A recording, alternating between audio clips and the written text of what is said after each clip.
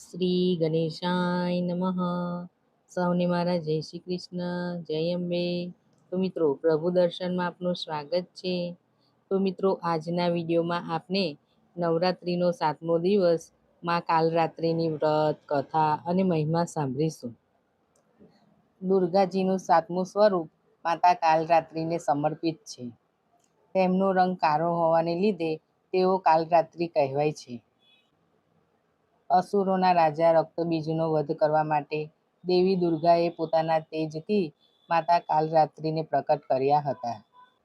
માતા કાલરાત્રિની પૂજા શુભ ફળ આપવાવાળી છે, માટે તેમને શુભકારી પણ કહેવામાં આવે છે. દેવી કાલરાત્રિનું શરીર રાતના અંધારા જેવું કાળું છે. તેમના વાળ વિખરાયેલા છે અને તેમના ગળામાં વિદ્યુતની માળા છે. તેમના 4 હાથ છે. એક હાથમાં કટાર, એક હાથમાં લોખંડનો કાંટો ધારણ કરેલો છે.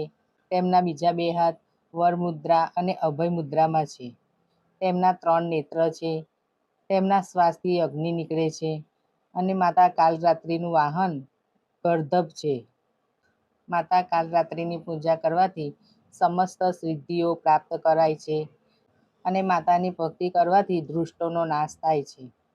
માતાની પૂજા કરવાના સમયે ઘરમાં ગંગાજળનો છંટકાવ કરવો, પછી ચોખા આસન પર બેસી માતા સમક્ષ ધૂપ દીપ પ્રગટાવી ચોખા સાથે રાતરાણીના ફૂલ અર્પણ કરવા જોઈએ.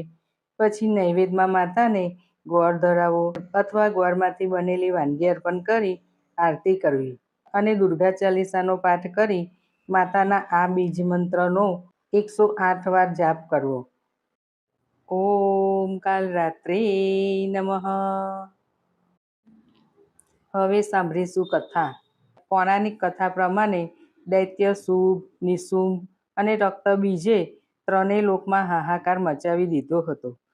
તેનાથી ચિંતિત થઈને બધા દેવગણો શિવજી પાસે ગયા. શિવજીએ દેવી પાર્વતીને રાક્ષસોનો વધ કરી પોતાના ભક્તોનું રક્ષણ કરવા કહ્યું. શિવજીની વાત માની માતા પાર્વતીજીએ દુર્ગાનું રૂપ ધારણ કર્યું અને શુંભ નિશુંભનો વધ કર્યો. પરંતુ દુર્ગાજીએ જેવો રક્તબીજને માર્યો, તેના શરીરમાંથી નીકળેલા રક્તથી લાખો રક્તબીજ ઉત્પન્ન થયા. તેને જોઈને દુર્ગાજીએ પોતાના તેજથી કાલરાત્રિને ઉત્પન્ન કર્યા. ત્યારબાદ દુર્ગાજીએ રક્તબીજને માર્યો અને તેના શરીરથી નીકળતા રક્તને કાલરાત્રિએ પોતાના મુખમાં ભરી દીધું અને બધાનું ગળું કાપતા કાપતા રક્તબીજનો વધ કર્યો. બોલો શ્રી કાલરાત્રિ માતાની જય, નવદુર્ગા માતાની જય, જગતજનની મા અંબાની જય. તો મિત્રો, તમને આ મારો વિડીયો પસંદ આવ્યો હોય તો લાઈક શેર જરૂર કરજો. સૌને મારા જય શ્રી કૃષ્ણ.